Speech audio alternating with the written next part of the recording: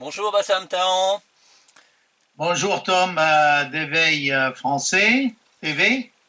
Alors, merci de nous recevoir encore une fois en interview. Nous avons décidé d'un commun accord de déclencher ce flash critique numéro 2 à propos des événements extrêmement récents de la libération d'Alep-Est, la poche terroriste qui a l'air de s'effondrer. Et vous souhaitiez, et je vous en remercie, nous donner un éclairage, je dirais, immédiat de la situation, puisque les choses changent extrêmement rapidement. Le terrain conquis par l'armée syrienne à Alep est extraordinairement rapide. Et je crois que l'actualité réclame que nous penchions dessus d'une manière très très très régulière. Voilà, donc je vous laisse la parole. Je vous remercie à nouveau pour votre éclairage. Merci Tom. Donc, commençons par l'attitude des médias français par rapport à cette avancée, cette percée spectaculaire de l'armée syrienne et de ses alliés Oui. dans Alep-Est. Alors, on remarquera ce matin qu'on a plus beaucoup parlé des rats à Paris comme première nouvelle ou de Cahuzac. Oui. Et à la fin, il y avait juste une petite information sur Alep. Alors, ils ont oublié quand même les rats d'islamistes terroristes qui étaient à Alep et qui passaient pour être les gens qui faisaient du bon boulot, les amis de certains responsables politiques français qui continuent dans leur folie en voulant tenir une réunion de ce qu'ils appellent les affinitaires de la Syrie lundi prochain, ou peut-être qu'ils vont reporter cela. Ça paraît vraiment ridicule parce qu'ils sont en retard d'un train. On ne peut plus rien faire pour ces islamistes, ils sont encerclés.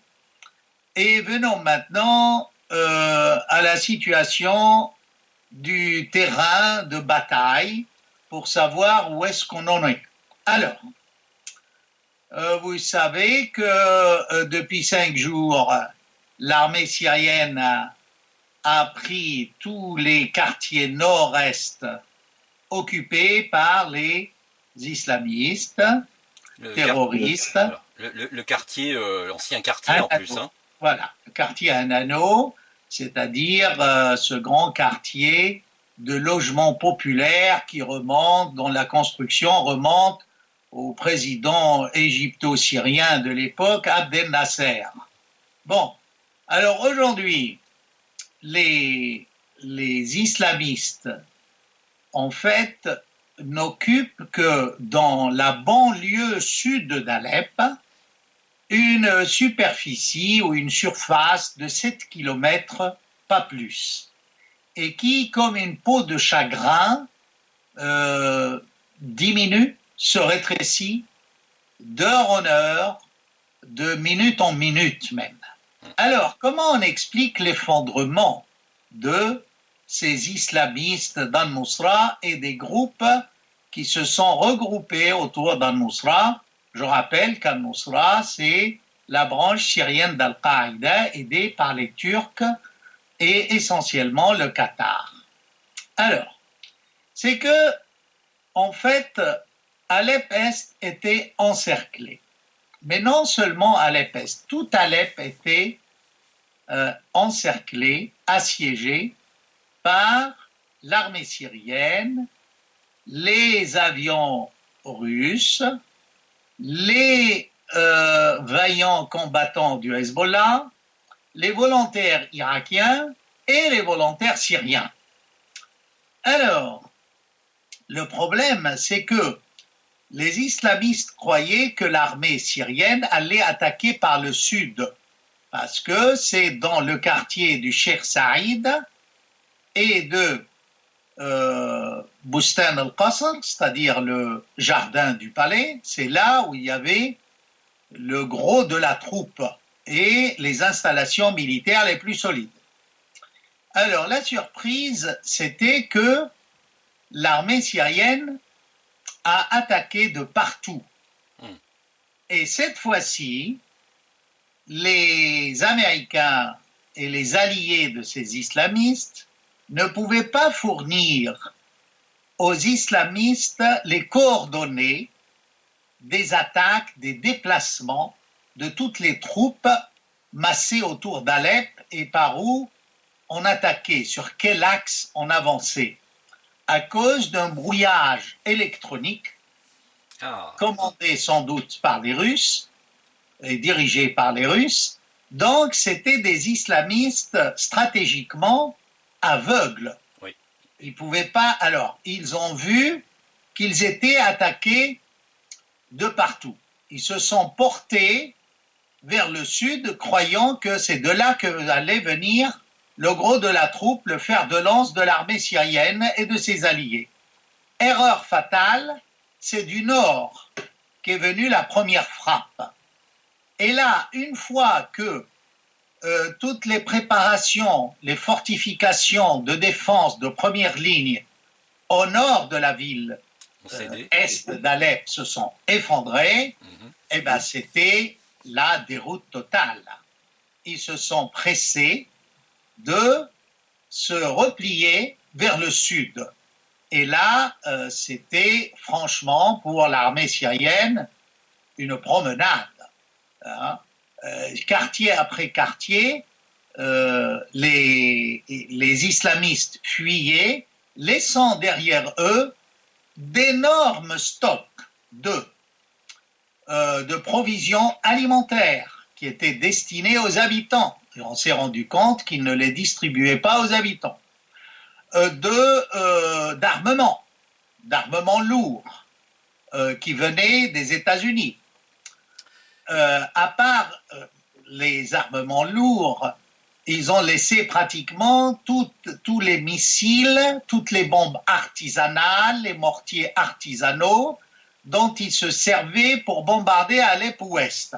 Alors, la tactique fut aussi celle de découper les quartiers dans lesquels avançait l'armée syrienne par secteurs afin d'isoler les terroristes entre eux et de permettre un peu aux civils, d'isoler les civils des combats les plus rudes, des accrochages directs. Et ça a réussi.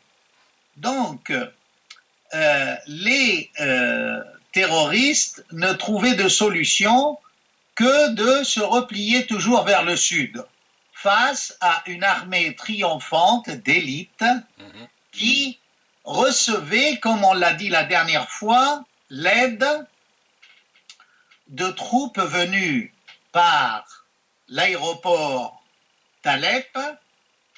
Une fois que la route de l'aéroport à Alep-Est était sécurisée par l'armée syrienne. Voilà donc, si vous voulez, ce qui était formidable, c'est que l'armée syrienne qui s'est avancée jusqu'à la citadelle a retrouvé la compagnie syrienne de soldats qui gardait cette citadelle depuis 4 ans et qui résistait à tous les assauts de différents groupes islamistes, mais essentiellement Al-Nusra. Donc maintenant, où on en est? La vieille ville, avec toutes ses portes pratiquement, à part trois portes au sud qui ne sont pas entièrement nettoyées, investies. Mais toutes les portes du nord, vous voyez, de la ville, la porte du fer, la porte du Maqam, la porte de Qnesrin, la porte de la Victoire, toutes ces portes sont entre les mains de l'armée syrienne et de ces portes jusqu'à la ville moderne de l'Ouest, la ligne de démarcation, tous ces quartiers, on peut en compter au moins une trentaine, ont été totalement libérés.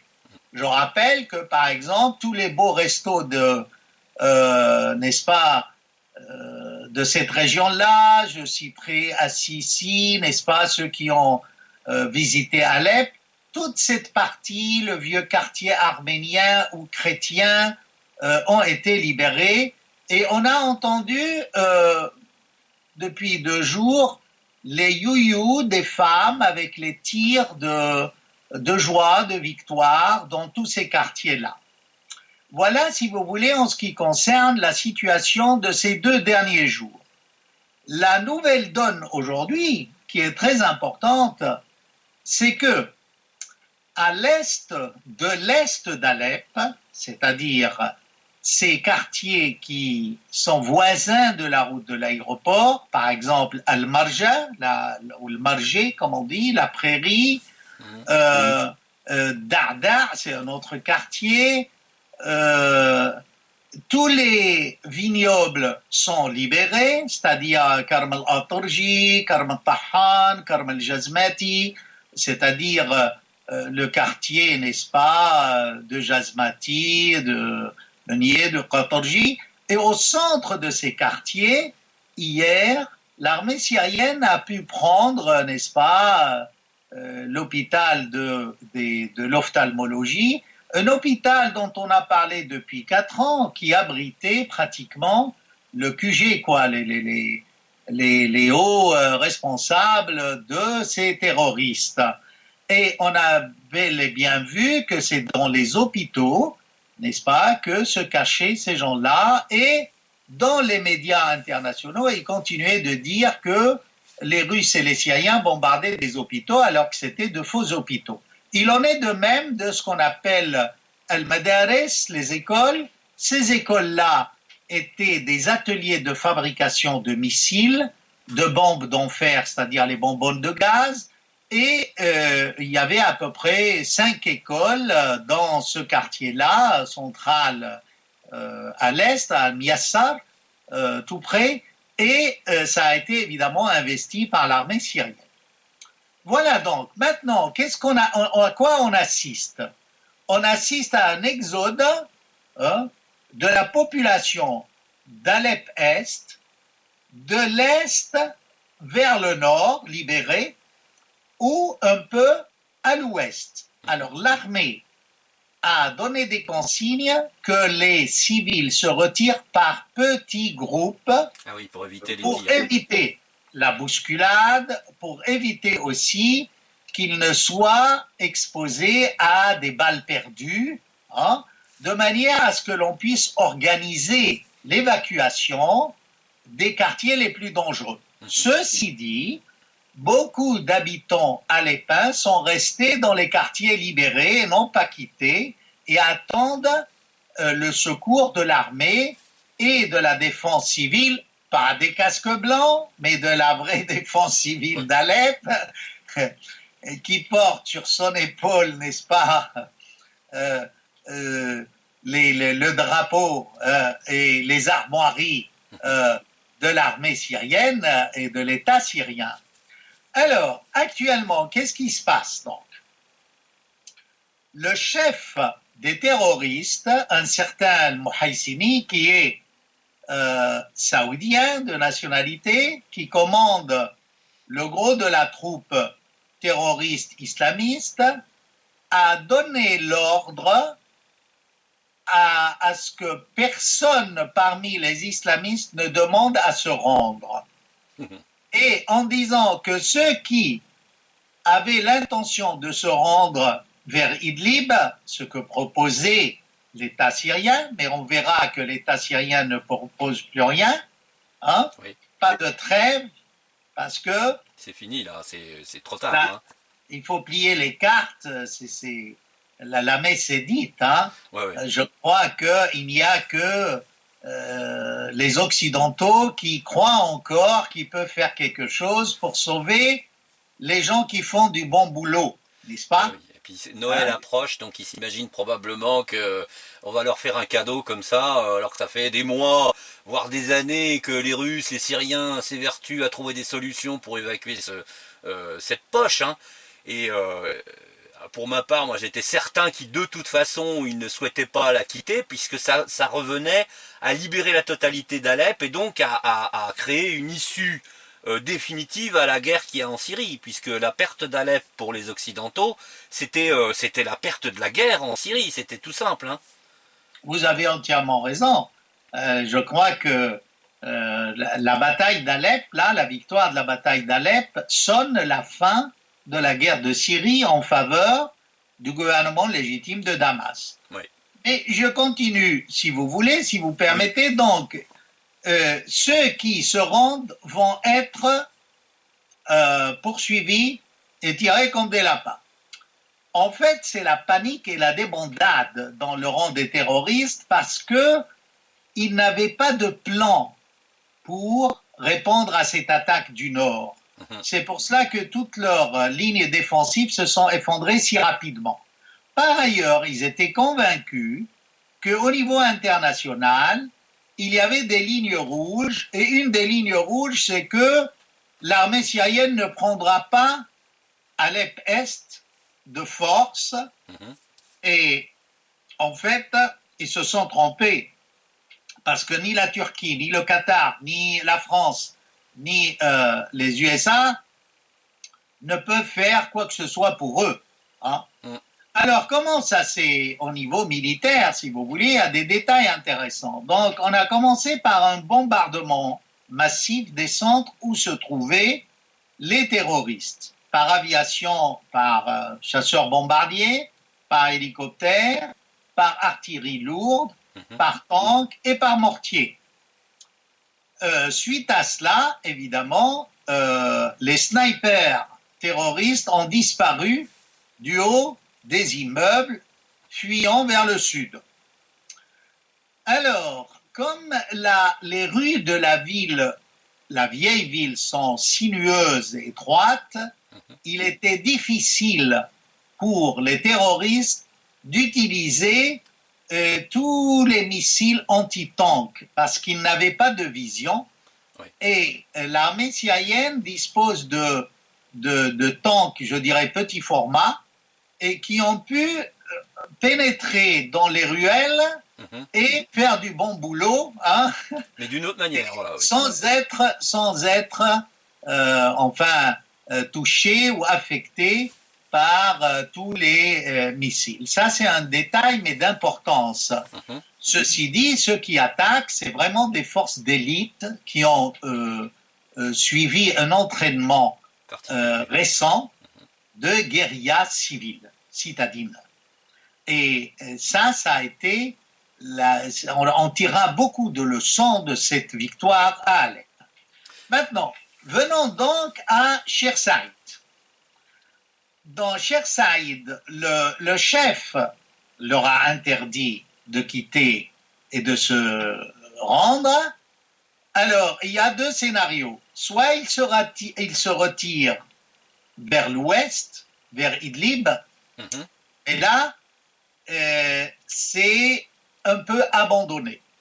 Ils veulent la solution la plus difficile, c'est de se retirer vers le nord pour rejoindre le bouclier de l'Euphrate, les forces turques.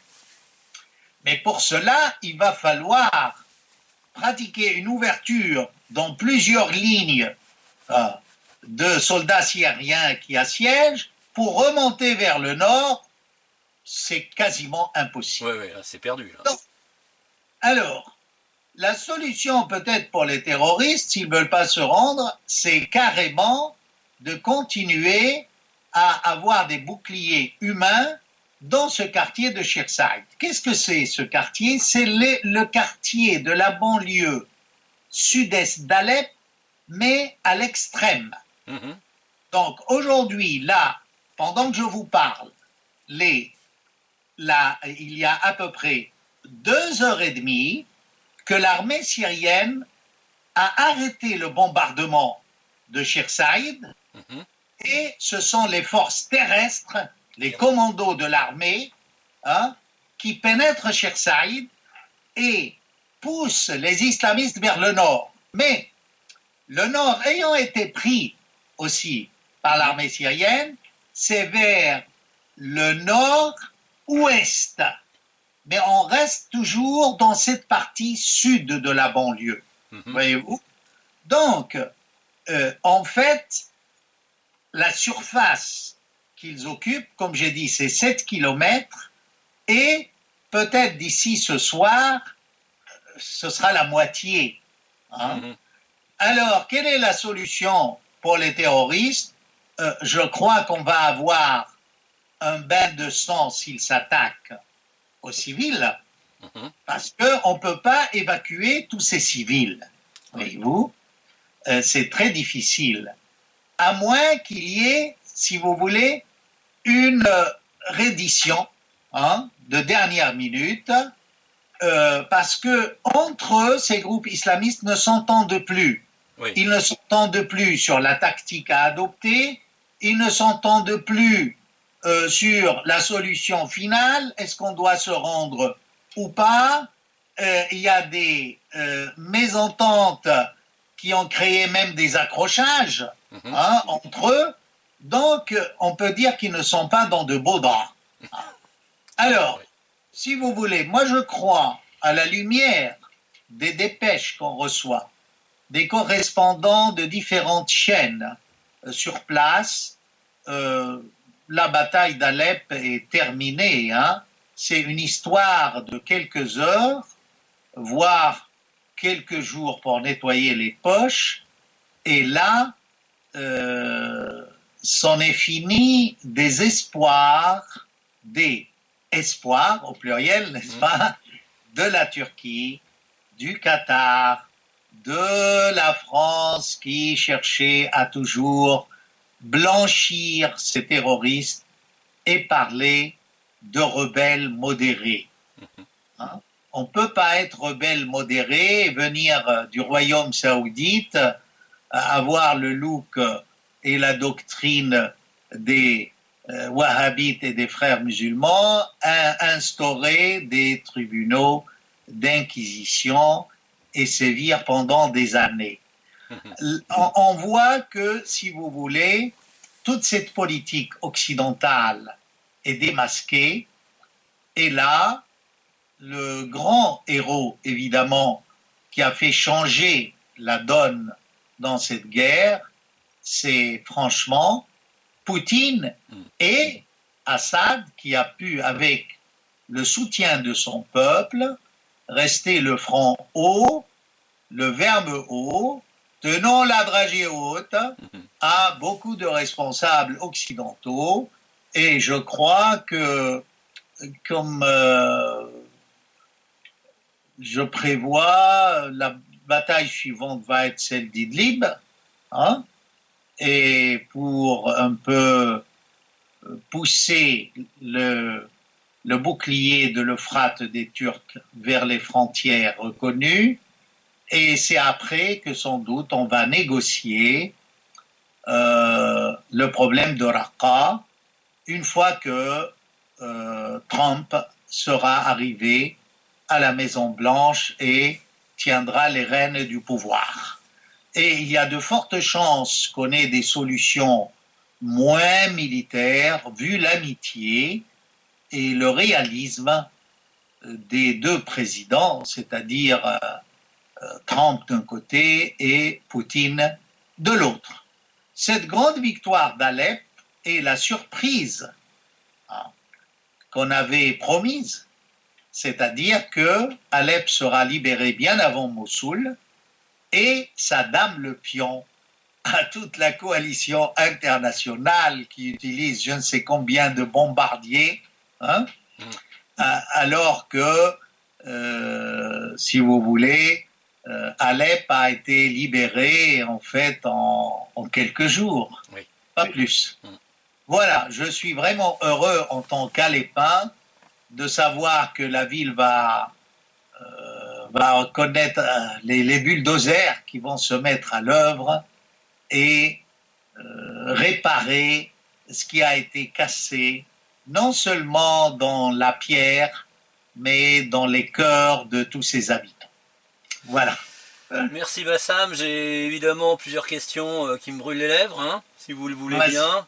Oui. Alors, est-ce que vous aviez fait référence au stock d'armes et de nourriture laissé derrière les terroristes qui ont fui vers le sud de la poche. Vous avez oublié un important détail, c'est celui des composants d'armes chimiques découverts, je crois, dans le quartier d'Anano. Il me semble bien, Oui, il y a quelques jours où... oui, vous savez, dès le début de la guerre, les islamistes se sont emparés des usines de chlore, Oui. de la famille Sabag d'ailleurs. Et on sait très bien qu'à partir du chlore, on a eu même des images où on voyait comment ils fabriquaient les explosifs, un mélange de matières chimiques, Mhm. et non seulement pour des explosifs traditionnels, mais carrément pour du gaz moutarde. Mhm. Ça, c'est vrai, j'ai oublié de le mentionner, mais on peut se reporter aux différentes images transmises et on voit bel et bien qu'ils avaient du chimique, Oui. hein, et qu'ils ont utilisé d'ailleurs. Voilà, pour ce qui est de l'armement chimique, entièrement d'accord qu'ils en avaient. Euh, il faut voir aussi le courage. J'ai vu des images vraiment édifiantes de la population qui, malgré les tirs des terroristes, cherchait à fuir en masse. Mhm. Et on a essayé de les arrêter et ils ont vraiment, carrément défoncé la garde islamiste pour passer de l'autre côté. Alors forcément, il y a eu beaucoup d'enfants et de femmes tués, mais ce n'est pas la faute de l'armée syrienne comme le prétendent nos médias. euh, Enfin, on n'en parle plus beaucoup, mais ces derniers jours, c'était la chanson quotidienne que les bombardements russes et syriens, euh, enfin, Oui, oui, oui, tout à fait. causaient la mort de centaines de civils. Et Vous voyez. subissait une Et puis, menace, des menaces voilà, de poursuite devant le CPI, la voilà, CPI, pardon. Et voilà. effectivement, c'est quelque chose de très important que vous venez de dire là, parce que on comprend mieux cette histoire de mort de civils. C'est que pendant 4 ans, ces gens ont subi les atrocités, la perversion et le sadisme de ces assassins, et donc que probablement devant l'arrivée de l'armée syrienne, l'espoir était tellement intense qu'ils ont risqué leur vie. Et malheureusement, certains l'ont perdu, alors que peut-être que finalement, ils auraient pu attendre quelques heures de plus et les choses se seraient passées beaucoup mieux. Finalement, Mais vous c'est peut-être voyez, oui, je vous en finalement prie. c'était un espoir excessif. C'est-à-dire que c'était comme une cocotte minute qui laisse échapper sa vapeur sans se rendre compte qu'elle elle risque d'exploser quelque part aussi. Voilà. Selon le témoignage de beaucoup de civils, ils étaient affamés. Les Ah, provisions servaient aux terroristes et même il n'y avait aucun manque au niveau des médicaments et du matériel médical.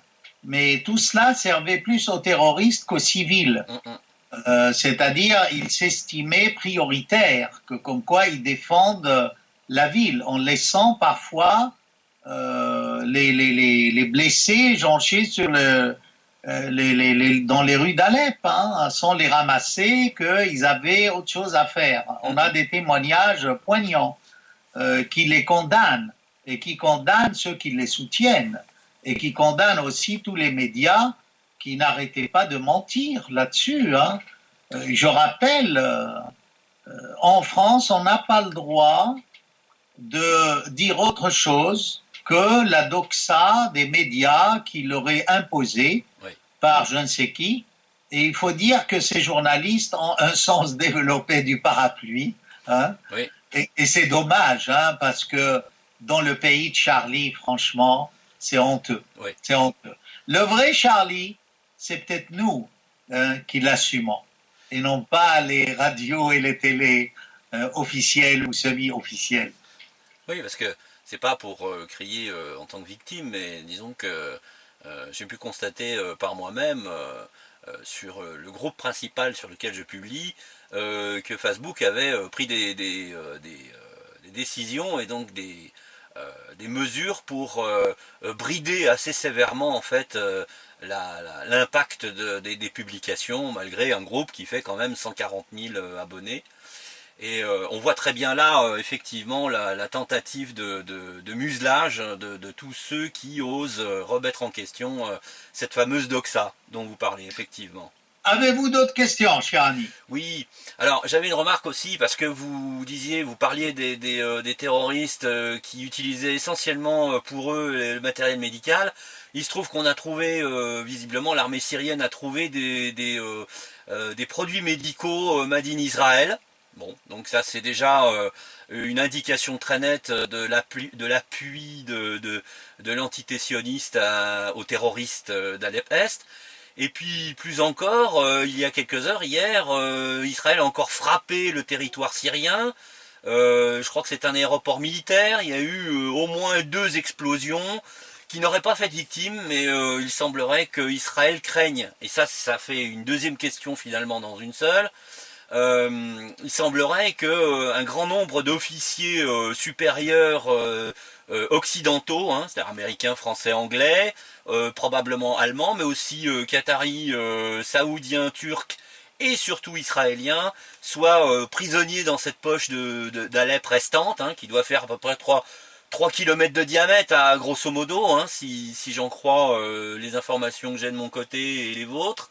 Et donc, évidemment, apparemment, l'entité sioniste a extrêmement peur du sort presque inévitable de ces officiers et aurait tendance à Ouais. vouloir menacer en fait le Damas au cas où ces officiers tomberaient dans les mains de l'armée syrienne. Vous savez, ça mériterait le sujet d'une émission à part, parce que tout ce qui est relation Israël, guerre de Syrie actuelle, c'est très compliqué. Je vous dirais, sans faire long, hein, Oui, c'est que Israël craint que, après la victoire à Alep, toutes ces forces aguerries ne représentent un danger réel dans une future guerre ou une prochaine guerre contre Israël. D'autant plus que le Hezbollah est à Alep, mais oui, le Hezbollah est également sur la frontière israélienne dans le Golan. oui, Donc, là, Israël est intervenu par 2 fois. La première fois par l'espace aérien libanais, bombardant soi-disant des convois d'armement lourd destinés au Hezbollah. oui. Et la deuxième fois, c'était pour éviter aussi de se frotter aux Russes. C'est pour cela qu'Israël a utilisé l'espace aérien libanais. Le second point, c'est qu'elle a utilisé, Israël, des missiles sol-sol Oui. pour bombarder l'aéroport de Mazé, d'une colline occupée qui est Tel Abu Nada, qu'on connaît bien, qui est sur la frontière sud face au Golan du côté syrien et qui surplombe la plaine sud de Damas. C'est pour cela que c'était un objectif, disons, facile. La Syrie, vous verrez que sa réaction a été très claire, elle a reconnu, et tout de suite. Donc, c'est que elle ne fait pas grand cas de ce bombardement. Hein, et vous, elle comprend. Maintenant, le second point de l'éventuelle existence ou présence d'officiers israéliens ou d'autres pays occidentaux ou du Golfe dans cette poche de Sheikh Saïd. Personnellement, je crois qu'ils ont dû fuir bien avant. Maintenant, en admettant qu'il y ait encore de ces officiers-là, je crois que c'est avec grande discrétion que ça va être négocié pour qu'ils puissent partir. Parce que il faut aussi savoir dans une guerre trouver des issues honorables et éviter c'est ce que je pense, moi. Mais personnellement, je crois qu'il n'y a plus. Ils ont dû fuir bien avant. Hein. Oui, parce que Ceux qui sont restés, parce qu'il y avait encore moyen de laisser passer de petits groupes, hein, avant le siège total. Et je crois que ils ont quitté. Maintenant, on verra hein, si vraiment il y a des officiers étrangers, bah, ils feront l'objet de négociations avec leurs pays respectifs. Mais franchement, je ne pense pas. Hein. Il y a évidemment des Saoudiens, il y a des Tunisiens, il y a des Tchétchènes, il y a des Soudanais, il y a des Égyptiens, il y a peut-être des Kouétis aussi, mais ce sont des volontaires. Mais les têtes qui avaient un cachet ou un caractère officiel de leur gouvernement, je crois, ça fait belle lurette qu'ils ont quitté Alep-Est. Voilà. à moins que, comme vous le disiez au départ, l'opération militaire qui a commencé au nord au lieu du sud, hein, prenant à contre-pied la défense terroriste, était inattendue, et encore plus inattendue, l'avancée absolument fulgurante de l'armée syrienne à travers la poche d'Alep-Est. Et ça pourrait expliquer l'hystérie des pays occidentaux à vouloir systématiquement, je dirais, convoquer une réunion du Conseil de sécurité au plus vite pour tenter un cessez-le-feu. Et la réaction militaire Oui, d'Israël. C'est-à-dire que oui. ça pourrait s'expliquer par la peur de perdre ou de voir ces officiers-là faits prisonniers par l'armée syrienne, tout simplement. Possible. Mais si vous voulez, ce qui est important, c'est que le projet au Conseil de sécurité de trêve était morné, Ouais, quoi, ouais. parce qu'il n'y avait plus rien à attendre. Et là, on a bien vu que la Chine était décidée, en joignant son veto au veto russe, qu'elle ne voulait pas voir un retour des Ouïghours chinois. Ce sont cette population turque de Chine qui a été, une partie a été enrôlée hein, dans cette guerre de Syrie.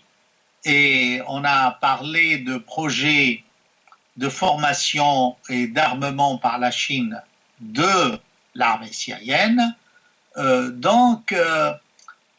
Je trouve que l'Occident est vraiment loin des véritables problèmes posés par cette guerre de Syrie.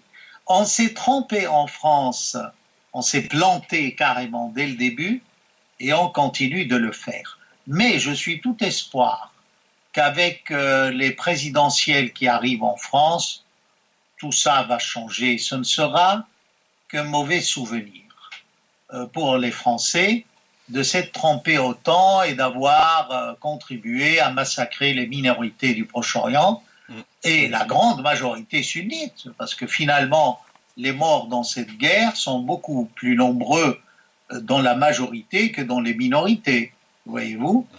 Voilà, je crois que j'ai fait le tour de La question, une petite dernière, elle est géostratégique, enfin plutôt militaire d'ailleurs.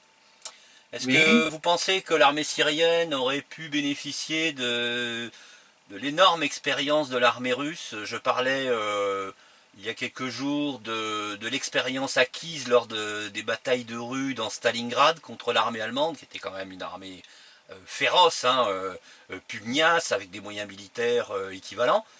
Et aussi la technique russe du rouleau compresseur hein, qui laisse absolument pas le temps à l'adversaire de se repositionner et de recréer des défenses. Est-ce que vous pensez que ça peut avoir C'est-à-dire eu... que ça ressemble beaucoup plus à Grozny que Stalingrad, si vous voulez. Grozny est beaucoup plus proche de nous et les Russes connaissent bien aussi les méthodes de ces islamistes venus du Caucase et de chez eux. Et on voit leur fermeté et leur, je dirais presque entêtement à les éliminer sur place. Et je les comprends. Ils ne veulent pas les voir chez eux. Par contre, l'erreur européenne, c'est qu'en voulant instaurer une trêve à Alep, qu'est-ce qu'on fait? On ne fait que préparer des islamistes qui viendront commettre des attentats chez nous. Et c'est vraiment, honnêtement, du n'importe quoi. C'est de l'irresponsabilité. Hein? On ne peut pas continuer comme ça. Mais vivement, vivement les nouvelles présidentielles. Je crois que tout ça va être balayé. Mais je rappelle aux responsables français et autres que s'ils sont vraiment des criminels de guerre, je ne dis pas qu'ils sont des criminels de guerre, nous sommes des gens objectifs et nous ne cherchons aucune vengeance. Nous voulons agir dans un état de droit.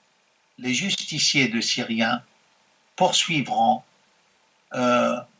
tous ceux qui ont commis des crimes de guerre en Syrie. Qu'ils aient de hautes fonctions en France ou ailleurs. La justice est au-dessus de tout. Voilà. Très bien. Tom, je remercie Éveil Français et peut-être à une autre émission sur Alep, qui sera la dernière parce que je crois qu'on est au bout du rouleau, là. Alors, voilà. Espérons que d'ici le 20 janvier, il ne se passe rien de grave avec Obama, qui nous réserve souvent des surprises de mauvais goût. Et effectivement, je crois qu'on est très nombreux à souhaiter qu'Alep soit définitivement libéré dans quelques heures, voire quelques jours, avant la fin de l'année. Et je vous remercie de nous avoir donné votre éclairage sur cette situation, sur ce qui se passe à Alep. Merci Bassam Tahan, à une prochaine fois. Merci Tom. À bientôt. Au revoir, bientôt. Au revoir.